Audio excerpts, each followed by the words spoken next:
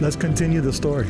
Simon answered, Master, we worked all night and haven't caught anything, but because you say so, I'll let down the nets.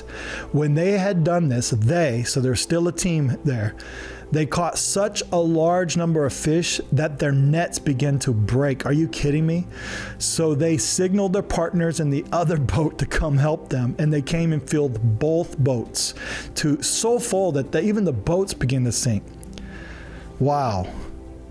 Wow, wow. So in my personal season of life, with the construction business, it was important, like for Peter, to listen to a stranger. This stranger uniquely was Jesus himself, but I believe Jesus is always speaking through different people to us, sometimes through scripture, sometimes to a stranger.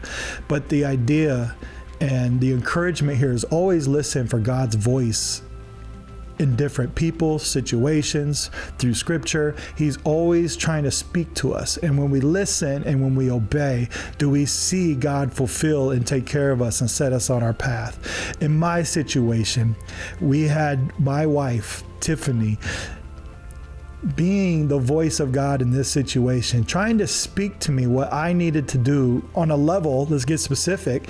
I needed a CRM, a customer relation management program, or a project management program software to basically house all our leads and clients and being able to communicate to them with the projects when I was doing everything I could through the phone, through email. So what I didn't realize, I was losing a lot of fish and losing the momentum to even catch clients, and catch using the word just in a reference to fishing, but to basically position myself up for success. And so when Tiffany shared this program, I've basically had that kind of spirit assignment. Man, I've tried every program. I've tried all these programs. Why is this one going to be any different?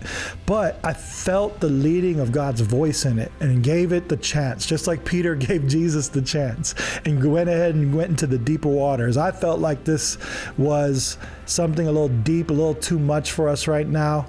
But, I really just wanted to obey God and kind of gave my surrender to give it a try. Little did I know it was the best thing that could happen to us in that timing of our company.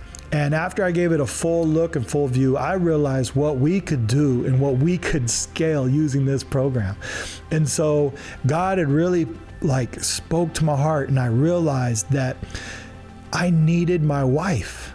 But I really needed a partner. I needed somebody who understood my heartbeat, who understood the things that I was rolling with every day. She seen, heard, felt everything. But not only that, she was amazing administratively, amazing with money, amazing with vision. And there was a moment I realized that I needed my second boat.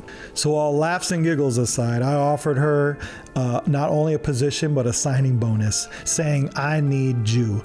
And so when she came on, we scaled dramatically. We went from this $130K revenue to 600, over $500,000 in revenue, and then doubled again and again once she jumped on board. So much fish, we couldn't even contain it. The net was breaking, but we had a program now to scale and catch the fish, being clients who in residential construction, that we just started operating at a whole new level. So my encouragement here today in this masterclass is this.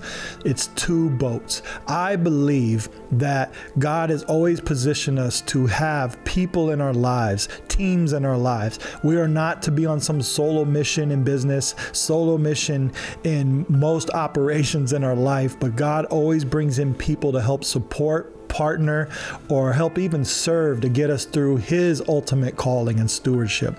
In many cases, like Steve Jobs had Wozniak, he was a great visionary, but to have that implement guy who can engineer and build Apple computers, and then Steve would help sell, market, and envision what can come next. What an amazing partnership. And even Disney had somebody who drew and artistically put together Mickey and all the different characters, while Walt Disney had the vision and the marketing and all the scaling opportunities of where this thing could go. There are many different scenarios of businesses. We're looking at Michael Jordan in basketball, had Scottie Pippen.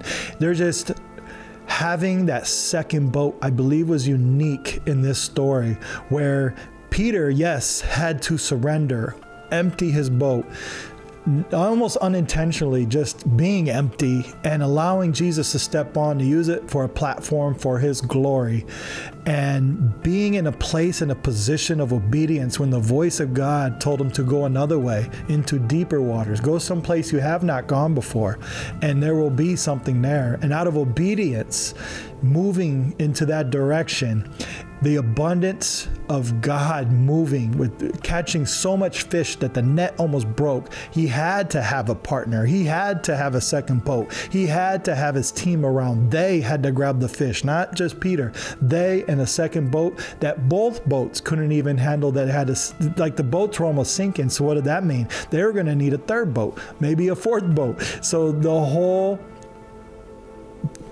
point I'm trying to gather, and the encouragement I'm trying to have for you today, is be open to God's voice through people, through teams, knowing that you want to scale, you want to expand, you want to move and move into God's abundance and what he has and is calling for you in your life or in your business.